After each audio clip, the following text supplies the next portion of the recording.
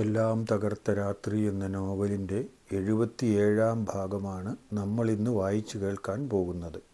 Skip ചെയ്യാതെ എല്ലാവരും മുഴുവനായും കേൾക്കാൻ ശ്രമിക്കണം കേട്ടോ. സബ്സ്ക്രൈബ് ചെയ്യാത്തവർ സബ്സ്ക്രൈബ് ചെയ്തതിന് ശേഷം ബെല്ലൈക്കണും കൂടി ആക്ടിവേറ്റ് ചെയ്യാൻ മറക്കല്ലേ. നമുക്ക് കഥയുടെ ഓരോരോ ഭാഗങ്ങൾ മുടക്കമില്ലാതെ ദിവസവും കേൾക്കാമല്ലോ. എല്ലാവർക്കും നല്ല ഒരു ദിവസം പ്രാർത്ഥനാപൂർവം ആശംസിക്കുന്നു. നമുക്ക് കഥയിലേക്ക് പ്രവേശിക്കാം. തലേ ദിവസം ക്ലാസ്സിൽ നിന്ന് പോന്നപ്പോൾ ടൂറിന് പോകുന്നതിനെപ്പറ്റി കിച്ചു ഒരു തീരുമാനവും പറഞ്ഞിരുന്നില്ല. കിച്ചുവിന് അങ്ങനെ തീരുമാനം പറയാൻ കഴിയില്ലായിരുന്നല്ലോ. അവരുടെ ബാച്ചിൽ നിന്നും പേര് കൊടുക്കാത്തവരായി കിച്ചുവും അനുവും മാത്രമേ ഉണ്ടായിരുന്നുള്ളൂ. അവർക്ക് ആരുടെ മുൻപിലും അവകാശത്തോടെ കൈനീട്ടാൻ കഴിയില്ലല്ലോ. അവരെ രണ്ടുപേരെയും കൂടെ കൊണ്ടുപോകണമെന്ന് ബാച്ചുകാർക്ക് വളരെ നിർബന്ധവുമായിരുന്നു. എല്ലാവരും കൂടി ഇനിയൊരു യാത്ര സാധ്യമാകാൻ സാധ്യതയില്ലല്ലോ. ക്ലാസ്സിലെ ഏറ്റവും മിടുക്കരായ 2 കുട്ടികളാണവർ. അവരില്ലെങ്കിൽ പിന്നെ പോകുന്നതുകൊണ്ട് എന്താ കാര്യം? പിറ്റേ ദിവസം തീരുമാനം പറയാമെന്ന് പറഞ്ഞാണ് കിച്ചു അന്ന് പോന്നത്. വക്കച്ചൻ ചേട്ടനിൽ നിന്നും അനുകൂലമായ മറുപടി കിട്ടിയല്ലോ. അതോടെ കിച്ചുവിൻ്റെ ടൂറിൻ്റെ കാര്യം തീരുമാനമായി. പിറ്റേ ദിവസം കാലത്തെ ക്ലാസ്സിൽ തീരുമാനം പറയുന്നതിന് മുൻപ് അവൻ അനുവിനോട് ചോദിച്ചു. എൻ്റെ കാര്യം ഞാൻ ഇന്നലെ ചോദിച്ചൊരുവിധം തീരുമാനമായി. നീ എന്തെങ്കിലും ചോദിക്കുകയോ സിസ്റ്റർ തീരുമാനം പറയുകയോ വല്ലതും ചെയ്തോ? സിസ്റ്ററോട് പറഞ്ഞിട്ടെങ്ങും ഒരു കാര്യവുമില്ലടാ. അതിനു മാത്രമുള്ള പണമൊന്നും അവർ തരികയുമില്ല. ഈ കാര്യത്തിനായി വേറെ ആരോടും ചോദിക്കാനും എനിക്ക് കഴിയില്ല. സ്കറിയ സാറിനോടോ ബാക്കിയുള്ളവരോടോ ഒന്നും ചോദിച്ചാൽ ചിലപ്പോൾ കിട്ടുമായിരിക്കും. എനിക്ക് കഴിയുകയില്ല. അതുകൊണ്ട് നിങ്ങളൊക്കെ പോയി വാ. ഞാൻ പോരുന്നില്ല എന്ന് വെച്ചേക്കാം. അവളുടെ ആ പറച്ചിൽ പകുതി മനസ്സോടെയാണ് എന്ന് കിച്ചുവിന് മനസ്സിലായി. അനുവിന് പോരാൻ കഴിയില്ല എങ്കിൽ പിന്നെ താനും പോകുന്നില്ല. ക്ലാസ്സിലുള്ള കുട്ടികളിൽ ഒരാൾ മാത്രം പോകാതിരിക്കുകയും മറ്റുള്ളവർ എല്ലാവരും കൂടി പോയി ആനന്ദിക്കുകയും ചെയ്യുന്നതിൽ അർത്ഥമില്ലല്ലോ. പോകുന്ന കാര്യത്തെപ്പറ്റി തീരുമാനം പറയാതിരിക്കാനായിരുന്നു അവൻ അപ്പോൾ വിചാരിച്ചത്. അനുവില്ലെങ്കിൽ പിന്നെ എന്ത് വിനോദയാത്ര അല്ലേ? പഠനയാത്ര അറേഞ്ച് ചെയ്യാനായി ഒരു കമ്മിറ്റി ഉണ്ടായിരുന്നു. കിച്ചുവിനെയും കമ്മിറ്റിയിൽ ഉൾപ്പെടുത്താനുള്ള ശ്രമം നടന്നതാണ്. എന്നാൽ അവൻ തൽക്കാലം വഴുതി മാറുകയായിരുന്നു. കമ്മിറ്റിയിൽ ഉണ്ടാവുകയും കാര്യങ്ങളെല്ലാം അറിയുകയും ചെയ്തിട്ട് തനിക്ക് പോകാൻ കഴിയാതെ വന്നാലോ? അത് വളരെ മോശമല്ലേ?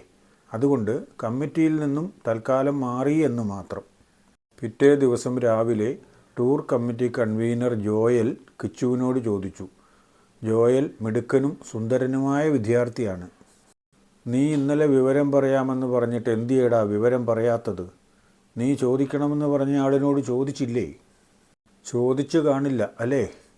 അതോ അങ്ങേര് സമ്മതിച്ചില്ലേ? എന്തായാലും നീ കാര്യം പറ, നമുക്ക് പരിഹാരമുണ്ടാക്കാം. താൻ ചോദിച്ചില്ല എന്ന് വേണമെങ്കിൽ ഒരു നുണ പറയാമായിരുന്നു. എന്നാലും ഒരു കാര്യവുമില്ലാതെ ഒരു പാപം എന്തിനു ചെയ്യണം? അതുകൊണ്ട് സത്യം പറഞ്ഞു തന്നെയാണ് ഇന്നോളം ജീവിച്ചത്. അതുപോലെ തന്നെ ഇപ്പോഴും അങ്ങ് പറഞ്ഞേക്കാം. ഞാൻ ചോദിച്ചു. വേണ്ട തുക ചെലവഴിക്കാമെന്ന് എൻ്റെ സ്പോൺസർ പറയുകയും ചെയ്തു. എന്നാൽ ക്ലാസ്സിലുള്ള മറ്റൊരു കുട്ടിയുണ്ടല്ലോ, അനുശ്രീ. അവളുടെ കാര്യത്തിന് ഒരു തീരുമാനവും ആയില്ല എന്നാണ് തോന്നുന്നത്. ഒരു കുട്ടി മാത്രം ഒഴിവാകുക എന്നത് വളരെ മോശമല്ലേ? അങ്ങനെയാണെങ്കിൽ ഞാൻ കൂടി വരുന്നില്ല എന്ന് വെച്ചേക്കാം. നിങ്ങൾ 2 പേർക്കും വേണ്ടി വരുന്ന ചെലവ് വഹിക്കാൻ മാത്രം സാമ്പത്തിക സ്ഥിതി ഉള്ളവരാണ് ഞങ്ങളുടെ കൂട്ടത്തിലുള്ള പലരും. അവരതിന് തയ്യാറുമാണ്. നിങ്ങളുടെ സമ്മതം മാത്രമേ വേണ്ടൂ. ഇനിയിപ്പോൾ 2 പേരുടെ കാര്യം നോക്കേണ്ടല്ലോ. ഒരാളുടെ കാര്യം ഞങ്ങളെല്ലാവരും കൂടി അങ്ങ് ഏറ്റു. അനുവിനോട് ധൈര്യമായി പോരാൻ തയ്യാറാകാൻ പറഞ്ഞേക്കണം. നീ തന്നെ പറഞ്ഞാൽ മതി. ഇനിയിപ്പോൾ നിനക്ക് പ്രശ്നങ്ങളൊന്നുമില്ലല്ലോ. എനിക്കെന്ത് പ്രശ്നം? ഞാൻ ഈ വിവരം അവളോട് പറഞ്ഞ് സമ്മതിപ്പിക്കാൻ നോക്കട്ടെ. പെണ്ണൽപ്പം അഭിമാനിയാണ്, അതാ പ്രശ്നം. നീ പറഞ്ഞാൽ അനുശ്രീ എതിർപ്പൊന്നും പറയില്ല. അത് ഞങ്ങൾക്കൊക്കെ അറിയാം. അവളെ നീ സമ്മതിപ്പിച്ചേക്കണം.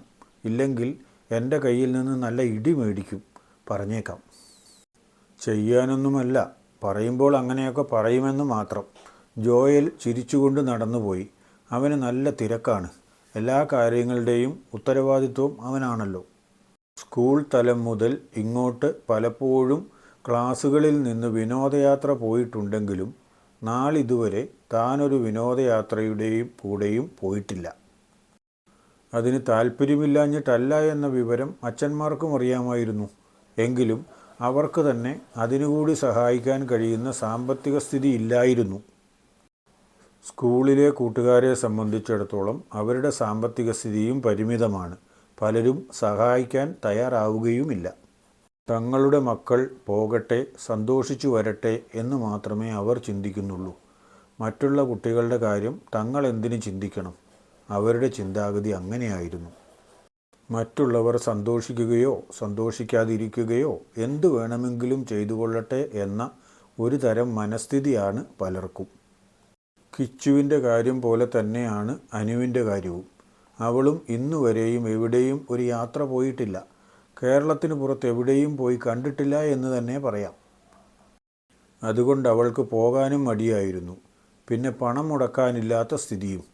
പോകാത്തത് മൂലമുള്ള ആകാംക്ഷയും അല്പം ഒരു ഭയവും അവൾക്കുണ്ടായിരുന്നു. പിന്നെ ആകെ ഒരു സമാധാനം കിച്ചു കൂടെയുണ്ടല്ലോ എന്നതാണ്. അവൻ കൂടെയുള്ളപ്പോൾ ഏതായാലും ഒന്നും ഭയപ്പെടാനില്ല. തന്നെയുമല്ല, 4 വർഷം കൊണ്ട് ധാരാളം കൂട്ടുകാർ ക്ലാസ്സിലുണ്ട് താനും. അതിൽ തന്നെ കുറേ പേർ തന്നെ ശരിക്കും അറിയുന്നവരാണ്. അനുവിന് ക്ലാസ്സിലെ ഏറ്റവും അടുത്ത കൂട്ടുകാരിയാണ് സോന. അവളോട് അനു തൻ്റെ സാഹചര്യങ്ങളും കാര്യങ്ങളും എല്ലാം വിശദമായി പറഞ്ഞിട്ടുള്ളതാണ്. കിച്ചുവിനോടുള്ള അടുപ്പം പോലും അവൾക്കറിയാം. സോന വളരെ അധികമൊന്നും സാമ്പത്തിക സ്ഥിതിയുള്ളവളല്ല. അവളുടെ മാതാപിതാക്കൾ രണ്ടുപേരും നന്നായി കഷ്ടപ്പെട്ടാണ് കുടുംബം പോറ്റുന്നത്. അവൾക്കും അനിയത്തിക്കും ആവശ്യമുള്ള സൗകര്യങ്ങളെല്ലാം ഒരുക്കി കൊടുക്കുന്നത് അങ്ങനെയാണ്. നാട്ടിലെ പ്രസിദ്ധനായ ഒരു ക്ഷീര കർഷകനാണ് അവളുടെ അപ്പച്ചൻ ജോയി.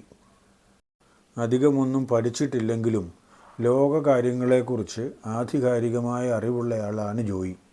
കിട്ടുന്ന പുസ്തകങ്ങൾ എല്ലാം വായിക്കും. ആനുകാലിക പ്രസിദ്ധീകരണങ്ങളായാലും പത്രങ്ങളായാലും എല്ലാം വായിക്കുന്നതിലൂടെ ആർജിച്ചെടുത്ത അറിവാണ് ജോയിക്ക് ഉള്ളത്. ആ അറിവിൻ്റെ അടിസ്ഥാനത്തിൽ തന്നെയാണ് കാർഷിക മേഖല തകരും എന്ന് തോന്നിയ നിമിഷത്തിൽ തന്നെ ചുവടുമാറ്റി ക്ഷീരകർഷക മേഖലയിലേക്ക് അയാൾ തിരിഞ്ഞത്. അതുകൊണ്ട് കാർഷിക മേഖലയിൽ കൂടെയുണ്ടായിരുന്ന മറ്റെല്ലാവരും കടത്തിൽ മുങ്ങി കൈകാലിട്ടടിക്കുമ്പോഴും ജോയിയുടെ കയ്യിൽ ആവശ്യത്തിനുള്ള പണമുണ്ടായിരുന്നു. അതുകൊണ്ട് തന്നെയാണ് മക്കളായ സോനയെയും സിജിയെയും പഠിപ്പിക്കാൻ കഴിഞ്ഞത്. സിജി ഇപ്പോൾ +2 പഠിക്കുകയാണ്. അവരെ രണ്ടുപേരെയും നല്ല നിലയിലെത്തിക്കാനുള്ള അത്രയും സമ്പാദ്യമൊക്കെ പല സ്ഥലങ്ങളിലായി അയാൾ ഒരുക്കി വച്ചിട്ടുണ്ട്. ഗ്രാമത്തിൽ ജോയിയുടെ ഏറ്റവും അടുത്ത സുഹൃത്താണ് മറ്റൊരു ക്ഷീരകർഷകനായ രാഘവൻ. അയാൾക്ക് 2 ആൺമക്കളാണ്. രണ്ടുപേരും പഠിപ്പിൻ്റെ കാര്യത്തിൽ അഗ്രഗണ്യന്മാരാണ്. പഠിച്ച ക്ലാസ്സുകളിലെല്ലാം 1-ാം സ്ഥാനം മേടിക്കാൻ വിദഗ്ധന്മാർ. അവരിൽ മൂത്തയാൾ സോനയേക്കാൾ 1 വയസ്സ് കൂടുതലുള്ള വിഷ്ണു ആണ്. വിഷ്ണു കഴിഞ്ഞ വർഷം കോതമംഗലം എഞ്ചിനീയറിംഗ് കോളേജിൽ നിന്ന് തന്നെ ബിടെക് കഴിഞ്ഞു. ഇപ്പോൾ കാനഡയിൽ എഞ്ചിനീയറായി ജോലി നോക്കുന്നു. വിഷ്ണുവിൻ്റെ കാര്യം പറഞ്ഞത് എന്തിനെന്ന് വായനക്കാർക്ക് തോന്നുമായിരിക്കും. അതിന് കാരണമുണ്ട്. വിഷ്ണുവും സോനയും തമ്മിൽ ചെറിയ തോതിലുള്ള അടുപ്പമുണ്ട്. മാതാപിതാക്കളുടെ പരസ്പര സഹകരണം അവർ തമ്മിൽ അടുക്കുന്നതിന് കൂടുതൽ സൗകര്യമൊരുക്കിയെന്ന് പറയുന്നതാണ് ശരി. മനഃപൂർവമായി അവരൊന്നും ചെയ്തില്ലെങ്കിലും അവർ തമ്മിലുള്ള ആത്മാർത്ഥമായ സ്നേഹബന്ധം മക്കളിലേക്കും കൂടി പകർന്നു എന്ന് തോന്നുന്നു. കാനഡയിലേക്ക് പോകുന്നതിൻ്റെ തലേദിവസം വീട്ടിൽ വന്ന വിഷ്ണു സോനയോട് ആരും കേൾക്കാതെ പറഞ്ഞു, അടുത്ത വർഷം ബിടെക് ജയിച്ചിട്ട് നീ കാനഡയിലേക്ക് വന്നേക്കണം. നിനക്ക് ഞാൻ അവിടെ നല്ലൊരു ജോലി കണ്ടുവച്ചേക്കാം. നിൻ്റെ താല്പര്യം എനിക്കറിയാം. നമുക്ക് 2 ആൾക്കും അവിടെ സെറ്റിൽ ചെയ്യാം. അതിനുള്ള സൗകര്യങ്ങളൊക്കെ ഈ 1 വർഷം കൊണ്ട് ഞാൻ അവിടെ ഒരുക്കും. നീ തയ്യാറായാൽ മാത്രം മതി. ചെക്കൻ്റെ പൂതിയൊക്കെ കൊള്ളാം. ആരും കാണാത്ത നാട്ടിൽ പോയി ഒറ്റയ്ക്ക് താമസിക്കാനാണ് പരിപാടി. അതൊന്നും നടപ്പില്ല മോനെ. ആഗ്രഹമൊക്കെ തനിക്കും ഉണ്ടെങ്കിലും കാരണവന്മാരൊക്കെ അറിഞ്ഞ് നടത്തി കിട്ടുമെങ്കിൽ മാത്രം ഒരുമിക്കാം എന്നാണ് തൻ്റെ മനസ്സിലിരിപ്പ്. അത് താൻ ഇതിനു മുൻപ് തന്നെ അവനോട് പറയുകയും ചെയ്തിട്ടുള്ളതാണ്. ആ പദ്ധതിയൊന്നും നടക്കില്ല മോനെ. ചെക്കൻ പോയിട്ട് 2-3 വർഷം കഴിഞ്ഞ് ഇങ്ങോട്ട് വാ. ഞാൻ ആ കാലം ഇവിടെ എവിടെയെങ്കിലും ജോലി ചെയ്യാം. അതൊക്കെ കഴിഞ്ഞ് നമുക്ക് ശാന്തമായി വിവരങ്ങൾ വീട്ടിൽ അവതരിപ്പിക്കാം. അധികം പ്രശ്നമൊന്നും ഉണ്ടാവുകയില്ല എന്നാണ് എൻ്റെ പ്രതീക്ഷ. എന്നാലും ഈ കാര്യം വരുമ്പോൾ ചിലപ്പോൾ കാരണവന്മാരെ നമുക്ക് വിശ്വസിക്കാൻ പറ്റില്ല. എൻ്റെ വീട്ടിൽ നിന്നും യാതൊരു തരത്തിലുള്ള എതിർപ്പും ഉണ്ടാവുകയില്ല, അത് തീർച്ചയാണ്. അമ്മയ്ക്കൊക്കെ ചെറിയ തോതിൽ വിവരങ്ങൾ അറിയാം എന്നാണ് എനിക്ക് തോന്നുന്നത്. എന്തായാലും നീ പറഞ്ഞതുപോലെ തന്നെ ആയിക്കോട്ടെ, കുഴപ്പമൊന്നുമില്ല. ഞാൻ പോയി വരാം. ഇഷ്ടപ്പെട്ടു പോയില്ലേ? അന്നങ്ങനെ അവൻ സോനയോട് തീരുമാനം പറഞ്ഞിട്ട് പോയതാണ്. വിഷ്ണു ഇപ്പോൾ വല്ലപ്പോഴുമൊക്കെ വിളിക്കും. മിക്കവാറും വീഡിയോ കോളാണ് വിളിക്കുന്നത്. അവിടുത്തെ പ്രകൃതി ഭംഗിയും വെള്ളച്ചാട്ടത്തിൻ്റെ ഭംഗിയുമെല്ലാം കാണിച്ച് തന്നെ കൊതിപ്പിക്കാൻ പരിശ്രമിക്കും. പക്ഷെ അങ്ങനെയൊന്നും വീണാൽ ശരിയാവില്ലല്ലോ. എന്തായാലും അവൻ വരട്ടെ. അപ്പോഴേക്കും ന്യായമായ നിലയിൽ കാര്യങ്ങൾ നടന്നെങ്കിൽ നടക്കട്ടെ എന്നതാണ് സോനയുടെ പക്ഷം. ഇത്രയും വിവരങ്ങൾ അനുവിനോട് പറഞ്ഞപ്പോൾ അവൾ പറഞ്ഞു, നിങ്ങളുടെ കാര്യത്തിൽ ഇത്രയും അനുകൂല സ്ഥിതിയൊക്കെ ഉള്ളതല്ലേ, പിന്നെ എന്തിന് ആ പാവത്തിനെ ദീർഘകാലം കാത്തിരുത്തണം? അവൻ കാത്തിരിക്കും പോലെ തന്നെ നീയും കാത്തിരിക്കണമല്ലോ.